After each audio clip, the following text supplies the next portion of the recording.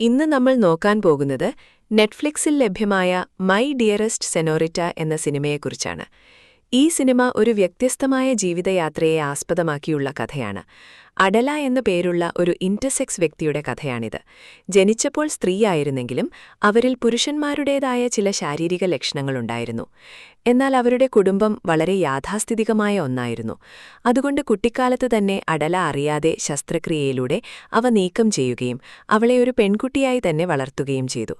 എന്നാൽ വളർന്നതിനു ശേഷമാണ് അവൾ തന്റെ ലൈംഗിക സ്വത്വം തിരിച്ചറിയാൻ തുടങ്ങുന്നത്. അതിനുശേഷമുണ്ടാകുന്ന സംഭവങ്ങൾ, അവൾ വീട് വിട്ടിറങ്ങിയതിനു ശേഷമുള്ള യാത്ര എങ്ങനെയായിരുന്നു, അവസാനം എന്ത് സംഭവിക്കുന്നു എന്നൊക്കെയാണ് ഈ സിനിമ പറയുന്നത്.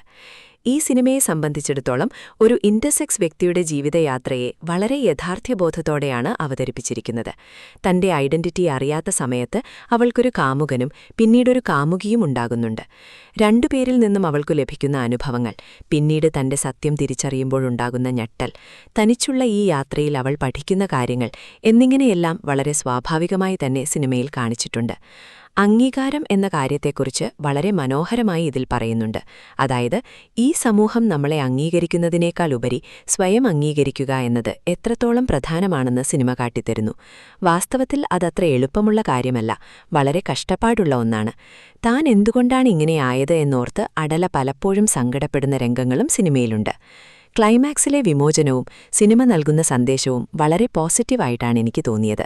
മുൻകാലങ്ങളിൽ തമിഴ് സിനിമകളിൽ ഇത്തരം വ്യക്തികളെ വളരെ മോശമായ രീതിയിലാണ് ചിത്രീകരിച്ചിരുന്നത് എന്ന് പറയാം. മുൻനിര നായകന്മാർ പോലും ഇവരെ പരിഹസിക്കുന്ന രീതിയിലുള്ള രംഗങ്ങളുണ്ടായിരുന്നു.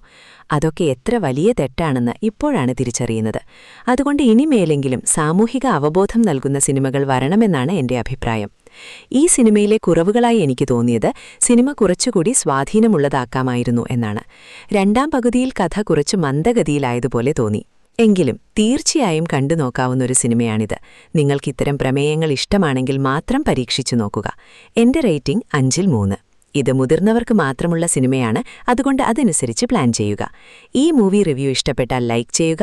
നിങ്ങളുടെ അഭിപ്രായങ്ങൾ താഴെ കമന്റ് ചെയ്യുക. മൂവി സ്റ്റുഡിയോ ഫിലിം ചാനൽ ഇതുവരെ സബ്സ്ക്രൈബ് ചെയ്തില്ലെങ്കിൽ ഉടൻ തന്നെ സബ്സ്ക്രൈബ് ചെയ്യുക. അടുത്ത റിവ്യൂവിൽ കാണാം.